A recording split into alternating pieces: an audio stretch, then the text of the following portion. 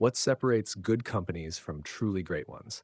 Why do some organizations break through and achieve enduring success, while others, with the same opportunities, fall short? This book uncovers the answer, not through hype or guesswork, but through years of deep research and disciplined analysis. You'll discover that greatness isn't about flashy leadership or luck. It's about consistent action, clarity of purpose, and building a culture where the right people, guided by the right principles, push together in the right direction. This is the journey from good to great, and it starts with a decision to never settle for good enough. Chapter 1: Good is the enemy of great. You live in a world that constantly tells you to be satisfied with good. Good grades, good job, good performance, good enough. And it sounds reasonable. After all, being good isn't failing. Good means you're doing fine, you're functioning, you're meeting expectations. But deep within that idea lies the very thing that holds you back from achieving greatness. It's not failure, laziness, or lack of opportunity that keeps most individuals, teams, and organizations from reaching their full potential. It's the quiet acceptance of good. Good feels safe. It makes people comfortable. It earns approval. But it also creates blind spots. It convinces you that progress has been made even when nothing meaningful has changed. It numbs the hunger to improve. The real danger is that good becomes the standard, the ceiling, the finish line. And once you start believing that good is enough, you unconsciously stop growing. You can see it in the way people operate. A business has steady sales, so it doesn't question its outdated strategies. A team hits its targets, so it stops innovating. An individual earns praise, so they settle into routines that no longer challenge them. The danger isn't obvious. There are no alarms, but slowly, silently, the passion fades. The ambition that once drove progress starts to dissolve. The potential for greatness begins to shrink, not because it's impossible, but because it's no longer pursued. This idea begins to reshape how you view success. You realize that the presence of comfort might actually be a warning sign. Um, when there's no urgency, no pressure, and no dissatisfaction, you begin to drift. You're no longer striving for something better, you're protecting what you already have, and that protective mindset leads to stagnation. You stop asking the hard questions, you avoid risk, you lose your creative edge, you stay in motion, but the movement becomes mechanical, not purposeful. Greatness, on the other hand, doesn't arrive through luck or dramatic moments. It's not about being born brilliant or waiting for the perfect timing. Greatness is a slow build, a disciplined process that begins with an intentional choice. It's the choice to reject mediocrity, the choice to not settle, even when things seem to be working, the choice to focus on what truly matters, even when it requires sacrifice. Imagine leading a company or managing a project. Things are running smoothly. There's profit, there's praise, there are no urgent problems. This is where many stop. But those who go from good to great don't accept that stability is the end goal. They look deeper. They ask what could be better, what could be done differently, what's holding them back. They understand that comfort can become a trap, and that lasting greatness requires constant reevaluation, reinvention, and relentless discipline. Greatness requires focus, a deep, unshakable commitment to excellence in a few key areas, rather than a scattered effort in many. It asks you to ignore distractions, trends, and noise. It's built on clarity, not chaos. It demands that you understand your unique strengths, your real passion, and the one thing you can be the best at. That's the foundation. Without that clarity, greatness is impossible, but with it, your path begins to sharpen. Every decision becomes more intentional. Every step brings you closer to something meaningful and lasting. The process of becoming great is not glamorous. It's often invisible. It's made of hundreds of small, deliberate actions, choosing consistency over convenience, discipline over ease, purpose over popularity. It involves building systems and habits that don't depend on motivation or mood. It's about creating a culture around you where greatness becomes the expectation, not the exception. And that culture begins with you. It begins with your willingness to reject the applause of good and aim for something more. It begins when you choose to lead with integrity, not ego. When you stop pretending you've arrived and instead recommit to learning, growing, and building something that lasts beyond your own name. There's no formula for greatness, but there is a pattern. It starts with the refusal to settle, with the uncomfortable truth that being good is not your purpose. Greatness isn't about doing more, it's about doing what matters most and doing it with relentless discipline. It's about long term thinking. It's about aligning your work, your people, and your values with a clear and focused mission, and then building around that mission with quiet strength over time. Good is the enemy. It sneaks in unnoticed, dressed in the clothes of success, but it limits you. It dulls your edge. It slows your momentum. If you want to make the leap to something greater, something lasting, something exceptional, then you must decide that good is not the goal. You must be willing to question what others accept, to push beyond the line that most people stop at, to see comfort not as a reward, but as a warning. Greatness is within reach, not because it's easy, but because it's possible, but only if you choose it, not once, but again and again, every day, in the way you lead, the way you think, the way you build. That's where the journey from good to great truly begins. Chapter 2, Level 5 Leadership.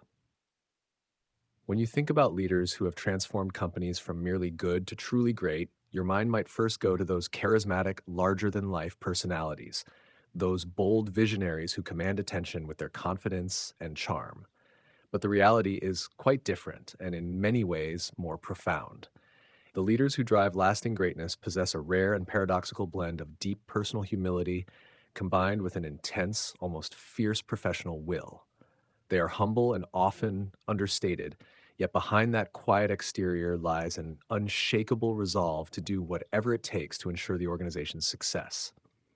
These leaders don't crave the spotlight or seek personal fame. Instead, they direct their ambition toward the company's mission and long term health.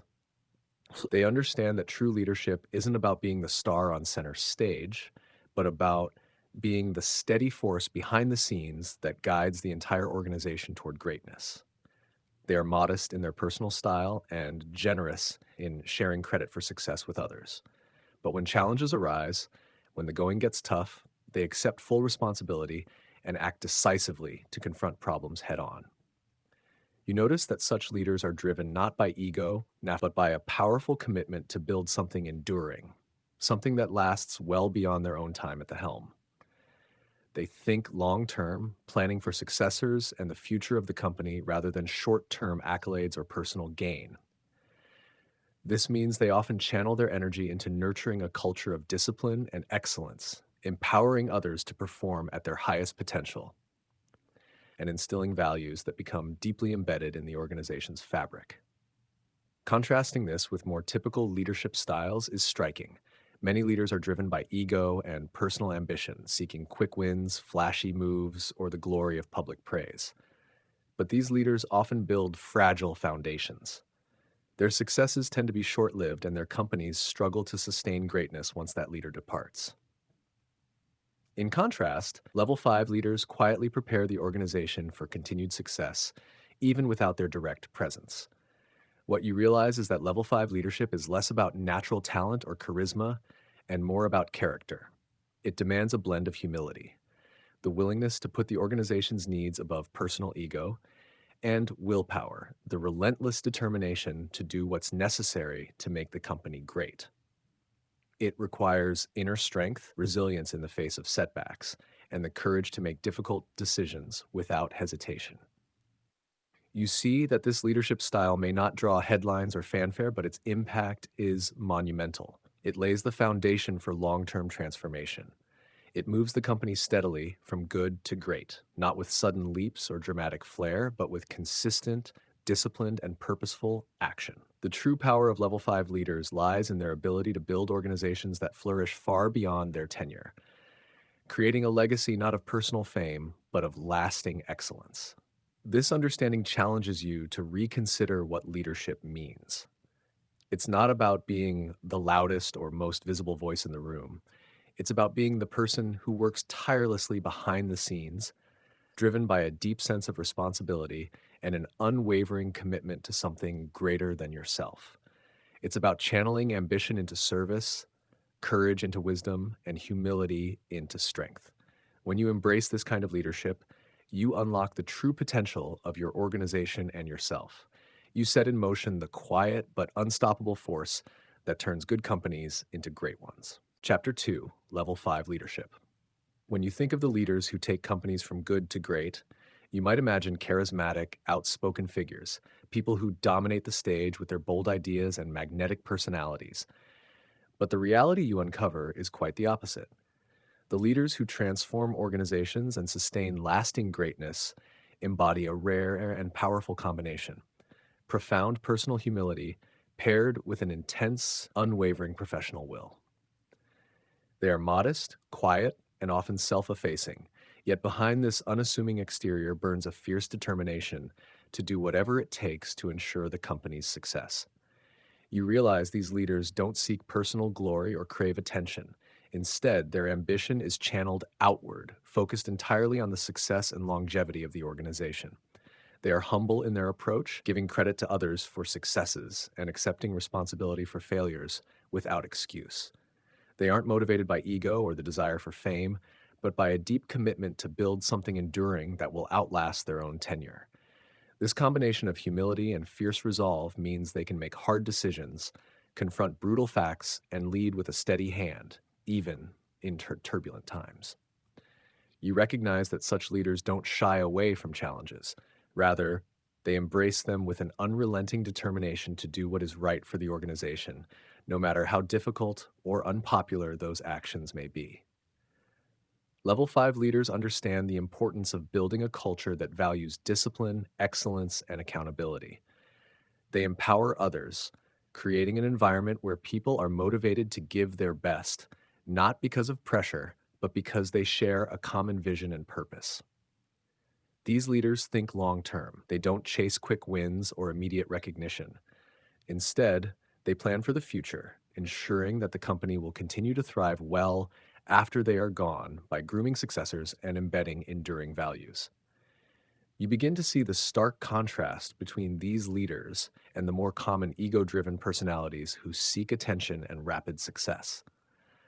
While those flashy leaders might create short-term excitement, their impact is often fleeting. The companies they lead can falter once the spotlight moves elsewhere. In contrast, level 5 leaders lay the foundation for sustained greatness through quiet, consistent leadership that prioritizes the organization's health above personal gain. You come to understand that level 5 leadership is not about natural charisma or overwhelming force of personality. It's a matter of character, a combination of humility, resilience, and an iron will to succeed. This style of leadership demands inner strength, the ability to persevere through setbacks, and the courage to make the tough calls without hesitation. What strikes you most is that this leadership style, though rare, is attainable. It isn't reserved for a chosen few, but can be cultivated through self-awareness and commitment to personal growth. It requires you to put aside ego and focus on building something greater than yourself. This kind of leadership changes everything. It transforms organizations not through flash or spectacle, but through steady, determined effort. It creates cultures that endure and thrive. It builds legacies not of fame, but of lasting excellence. When you accept and embody level 5 leadership, you step into the role of the humble architect of greatness. You become the quiet force that propels your organization beyond good into the realm of truly great, driven not by self-interest, but by a deep commitment to something larger than yourself. Chapter 4. Confront the brutal facts, yet never lose faith. On the path from good to great, one of the most important and most difficult things you must do is face the truth. Not just any truth, but the hard, cold, unfiltered truth. The truth that makes you uncomfortable. The truth that reveals weaknesses in your team, flaws in your strategy, or cracks in your company's foundation. It's easier to look away, to focus on what's working, to cling to optimism. But doing so puts greatness out of reach. To build something extraordinary, you must develop the discipline to confront reality exactly as it is and still believe in a better future. This discipline doesn't come from pessimism or negativity. It's rooted in courage. The courage to look straight at the facts, no matter how discouraging they may be. When challenges arise, you resist the temptation to soften the blow or sugarcoat the situation. Instead, you lean into the discomfort. You ask the hard questions. You invite honest dialogue. You want the truth on the table, not because it's pleasant, but because it's necessary. Without it, there can be no intelligent action. Without it, you are just hoping, guessing, and gambling. You learn that great organizations don't fear bad news. They seek it. They create an environment where people feel safe to speak up, to raise concerns, and to tell the truth without fear of punishment or dismissal. These cultures don't kill messengers. They thank them because they understand that information, even unpleasant information, is a gift. It's a compass that points the way forward. It's a flashlight that reveals the dangers ahead before they become disasters.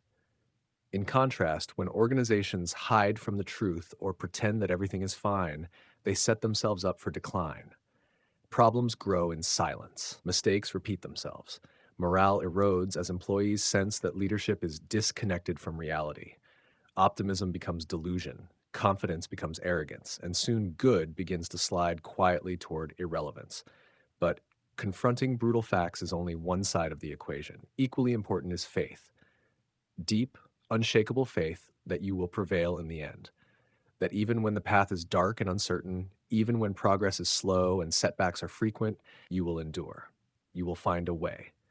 This is what keeps you moving forward when the facts are painful and the future unclear. This balance between realism and faith is captured in what is called the Stockdale Paradox, named after Admiral Jim Stockdale, who survived years of torture and captivity as a prisoner of war. He explained that the people who survived the harshest conditions were not those who blindly believed they would be out soon.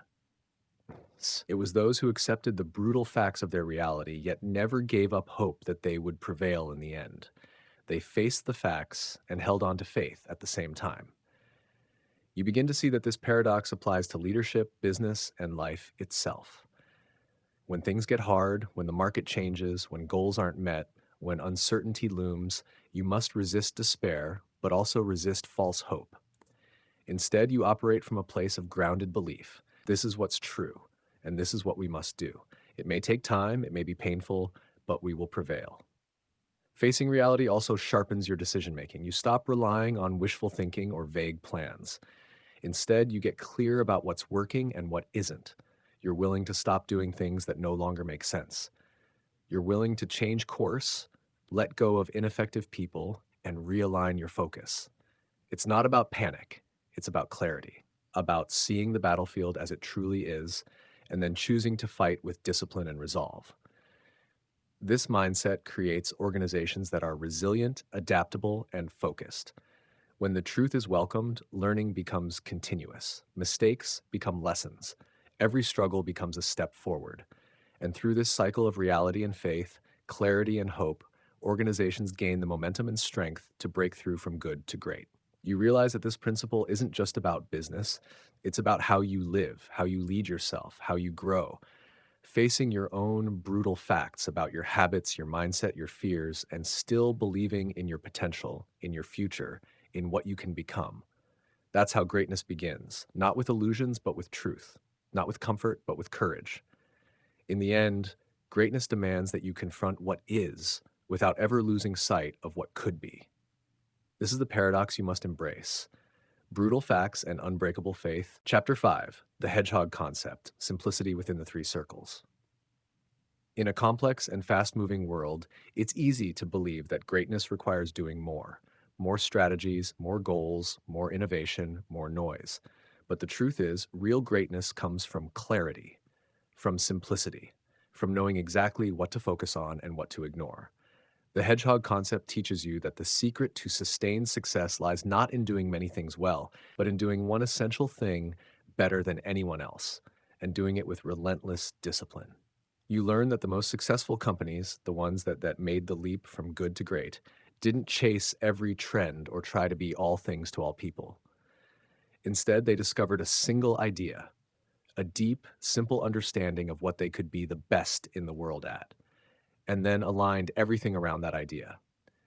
This clarity became their guiding principle, their North Star. It shaped their decisions, their actions, their priorities, and their strategy. This concept is built on the intersection of three circles. One, what you can be the best in the world at, not what you want to be the best at or what you're currently good at, but what you truly can be the best at. You look honestly at your strengths and weaknesses. You face the truth about what sets you apart and what doesn't. You're not trying to be great at everything, just one thing, and only if it's deeply authentic to your core capabilities. Two, what you are deeply passionate about. Greatness isn't sustainable if it's not fueled by passion. You can push yourself for a while on discipline alone, but if you don't love what you're doing, if it doesn't ignite something inside you, you'll burn out, lose focus, or give up when the path gets hard. The Hedgehog Concept asks you to find that fire. What drives you? What makes the work feel meaningful? What would you keep doing even if no one paid you to do it? Three, what drives your economic engine? This is about understanding how you can create sustained, meaningful financial results. It's not just about making money, it's about knowing the economic engine that powers your organization or mission. For companies, this might mean profit per customer, per product, or per X, the metric that best captures how the business creates value. For individuals, it's about where your unique contribution intersects with market need. Where these three circles overlap is your hedgehog concept.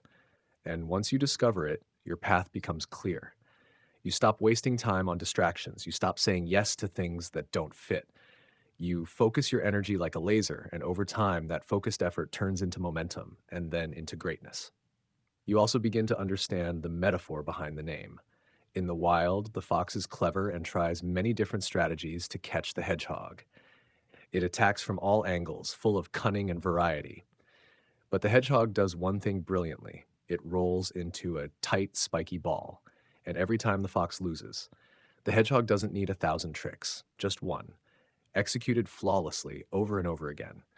Great companies and great individuals operate like hedgehogs. They aren't trying to be clever, they aren't chasing novelty, they focus on their core and they execute with precision year after year. That's where greatness comes from, not sudden breakthroughs or bursts of brilliance, but quiet, patient clarity applied with discipline. You begin to ask yourself, what is my hedgehog concept? What is the one thing I could do better than anyone else in the world? What do I feel truly passionate about? And what could drive my success in a lasting, sustainable way? This chapter challenges you to stop overcomplicating your path. Stop trying to do everything. Start discovering the one thing that truly matters and build your work, your goals, and your future around it. Because once you find your hedgehog concept and align your life or your company around it, everything starts to change. You begin to move with purpose, you gain clarity, and you unlock the power to go from good to great, not by doing more, but by doing what matters most. Chapter 6, A Culture of Discipline. You begin to see that greatness doesn't come from chaotic energy or rigid control. It comes from freedom within a framework. From individuals who are self-motivated and disciplined, working inside an environment that expects and supports personal responsibility, high standards, and relentless focus. This is what it means to build a culture of discipline. Not a place where people are controlled, but one where people control themselves. Not a place where rules dominate, but where right principles drive behavior. A culture of discipline starts with disciplined people. You don't need to manage them tightly. You don't need layers of supervision. When you have the right people, people who take ownership, who are passionate about their work, who hold themselves accountable, you unlock the power of true autonomy. These are people who do what needs to be done without being told. They don't need to be watched. They are guided by an internal compass of responsibility and excellence. You then build on this foundation with disciplined thought. You don't chase after every idea or get distracted by what's flashy or urgent. You stay grounded in clarity, clarity about your purpose, your values, and your hedgehog concept. You learn to say no to opportunities that don't align with your core, no matter how tempting they may seem. You become fanatically consistent about what matters most, and you ignore the noise. And from disciplined people and thought comes disciplined action. You take consistent, intelligent steps toward your goals. You operate with a long-term mindset. You avoid impulsive moves and you don't rely on motivation or mood. You build systems and habits that support progress. You stay steady, focused, and relentless. The pace may not be dramatic, but it is powerful. It's the quiet, compounding force that builds lasting greatness. But discipline isn't the same as bureaucracy. Bureaucracy grows in organizations that lack trust or clarity. It's what companies build when they have to compensate for mediocrity, when they don't trust people to do the right thing. In contrast, a culture of discipline flourishes when you have highly capable people who are deeply aligned with your mission. It's a place where structure supports creativity, where responsibility unleashes freedom. You also see that discipline isn't about being harsh or cold. It's about having the courage to uphold standards and the humility to be held to them. It means confronting problems directly, holding people and yourself accountable for results, staying true to your core values, even when it's difficult, and never losing sight of the fact that greatness requires sacrifice, consistency, and focus over time. When this culture takes root, you don't need endless policies or procedures. People know what they need to do, and they do it with excellence. They don't need to be pushed, they're pulled forward by a shared commitment to a bigger vision. There's freedom, but it's disciplined freedom. There's structure, but it serves progress. There's accountability, but it's built on mutual respect. You come to understand that this is how great companies operate, not through chaos or control, but through culture. A culture where the right people are in the right roles, guided by a clear purpose and empowered to act with discipline. It's not a one time effort, but a way of being. And when that culture is in place, your organization becomes unstoppable, focused, resilient, aligned, moving steadily toward greatness, one disciplined decision at a time. Chapter 7: Technology Accelerators. In the pursuit of greatness, technology is not the driving force, it's the accelerator. You come to realize that great companies don't adopt new technologies out of fear of falling behind or a desire to look modern. Instead, they use technology as a tool, not as a crutch. It's never the cause of greatness, but when used right, it enhances and accelerates what's already working. You see that the most successful organizations don't chase every new trend. They aren't the first to jump on every innovation. They don't throw resources at the latest tools or platforms simply because they're new or popular. Instead, they approach technology with discipline and clarity. They ask one critical question: does this technology align with and enhance our hedgehog concept? If it doesn't, they ignore it. If it does, they embrace it fully and use it to amplify their strengths. Technology becomes a force multiplier when it supports a focused and well executed strategy. It allows disciplined people to do disciplined work more efficiently. It helps great companies scale what they're already great at. Uh, but without the foundation of disciplined people, thought, and action, technology can become a distraction, adding complexity without delivering real value. You start to understand the difference between companies that lead with purpose and those that lead with fear. The good to great companies adopt technology because it fits their concept, not because they're afraid of being left behind. They don't react to competitors or market hype. They act deliberately, selecting the tools that serve their long term goals. And when they commit to a technology, they go deep. They don't dabble, they master. Meanwhile, companies that never make the leap often over rely on technology. They view it as a shortcut to success. They implement new systems without a clear strategy, hoping innovation alone will fix their problems.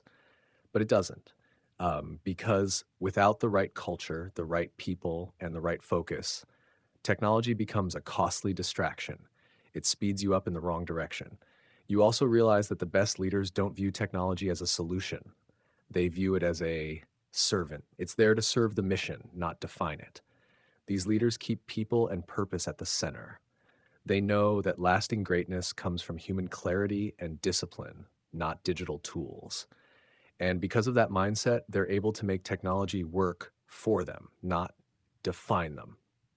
In a world where the pace of change is rapid, this discipline stands out. You don't have to adopt every new platform. You don't need to automate everything or digitize every process. What you need is the judgment to choose the right technologies, the ones that align with your core values, your economic engine, and your unique strengths. When you do, those tools will act as accelerators, helping you move faster and more efficiently in the direction that already makes sense. The lesson is simple, but powerful. Technology alone will not make you great. It can only help you get there faster if you're already headed in the right direction. Without purpose, it creates noise. With purpose, it creates momentum. And so the question shifts from what's the newest tool to what truly drives our greatness, and how can technology help us go deeper, faster, and further in that direction? This disciplined approach ensures that every investment in technology serves a purpose. And when everything you do is aligned with that purpose, greatness isn't just possible, it becomes inevitable. Chapter 8: The Flywheel and the Doom Loop.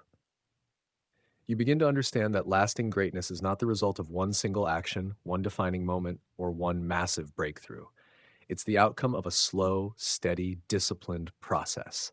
Like a giant, heavy flywheel, it takes great effort to get it moving at first. You push and push, turn after turn, inch by inch, and at first there is little visible progress.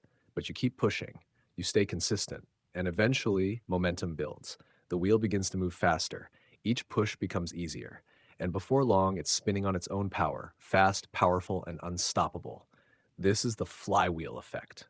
You see that great companies follow this pattern. They build momentum gradually through consistent, focused action, guided by clarity, discipline, and purpose. They don't look for dramatic transformations or magical strategies. Instead, they focus on doing the right things over and over again. With every step, they gain confidence. With every push, they create results. The momentum builds, not in bursts, but in waves of compounding energy. This is how transformation happens, quietly, steadily, with no grand announcements but undeniable force. The flywheel is not just a metaphor, it's a mindset, a way of working. You stop thinking in terms of quick wins or urgent breakthroughs. You start thinking about how to build momentum. You ask, what small, smart decisions can I make today that will keep the wheel turning? How do I align every action, every team, every resource with our clear direction? Then you look at the opposite pattern, the doom loop. You see companies that jump from one strategy to another, one leader to another, one idea to the next. They're always searching for the next big fix, the quick turnaround, the bold initiative, the sweeping change. They make a big push and then stop. They never give their wheel time to build momentum. Instead of gaining speed, they start and stop, change direction, lose consistency, morale fades, results don't come, panic sets in, and the cycle repeats. The doom loop is driven by impatience, reaction, and lack of clarity. There's no long-term discipline, only bursts of action followed by disappointment. You realize that many organizations live in this loop without even noticing. They confuse motion for progress. They mistake noise for strategy, and in doing so, they wear themselves out while going nowhere. The contrast is striking. The flywheel is steady, cumulative, and powerful. The doom loop is erratic, frantic, and exhausting. And the difference comes down to discipline, focus, and faith in the process. You understand now that greatness is never a single event. It's a build, a flow, a rhythm of small wins adding up to something unstoppable. There is no moment where it suddenly happens. But one day you look up and the wheel is spinning so fast, it feels effortless. The world sees a company that's taken off, but you know it didn't take off. It turned, one disciplined push at a time. The challenge is not in finding a miracle strategy. It's in staying committed to what works, even when results are slow to appear. It's in having the patience to push and the wisdom to push in the right direction. And that's the lesson. Don't wait for one big thing to change everything. Start pushing. Keep pushing. Build your flywheel, because once it turns with a force that can't be stopped. That's how good becomes great. Quietly, patiently, and with unstoppable momentum. Chapter 9: From Good to Great to Built to Last. You come to see that going from good to great is not the final destination. It's the beginning of something even more powerful. True greatness isn't just about achieving success. It's about sustaining it, about building something that lasts, something that endures beyond individual leaders, market shifts, or moments of momentum. The real question becomes, how do you take a great company and make it built to last? You realize that greatness is a temporary state unless it is grounded in timeless principles. A great company must be designed not only to achieve excellence, but to preserve and renew that excellence over time. That means holding tightly to core values and purpose while constantly adapting how you express them. You build on the foundation of disciplined people, disciplined thought, and disciplined action. But now you begin to think about legacy. You learn that great companies create a sense of purpose beyond profit. They are driven by core ideologies that don't change, even as their strategies evolve. They are clear about why they exist, and that clarity shapes their culture, their decisions, and their direction.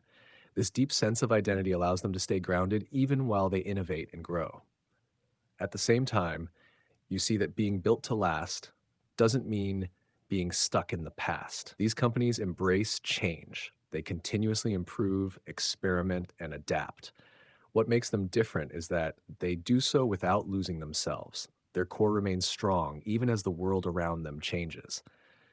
This is the duality, preserving the core and stimulating progress. You understand now that the same principles that take a company from good to great, level 5 leadership, the Hedgehog Concept, a culture of discipline, and the Flywheel Effect, also form the seeds of enduring greatness. But to go further, to build something that outlives people and trends, you must intentionally shape a culture where greatness is the standard, not the exception. You start to think not just about results, but about resilience, not just about success, but about succession. How do you pass on values? How do you prepare future leaders? How do you embed excellence into the DNA of the organization so it continues even when no one remembers how it started? What matters most is that you never treat greatness as a finish line. It is a foundation, a responsibility, a beginning. When you build with the future in mind, with clarity of purpose, commitment to core values, and a relentless drive to improve, you are no longer just chasing success. You are building something meaningful, something that matters, something that will last. And in that, you find the ultimate expression of greatness, not in a single achievement, but in the ability to endure, inspire, and lead across generations, from good to great, and then from great to built to last.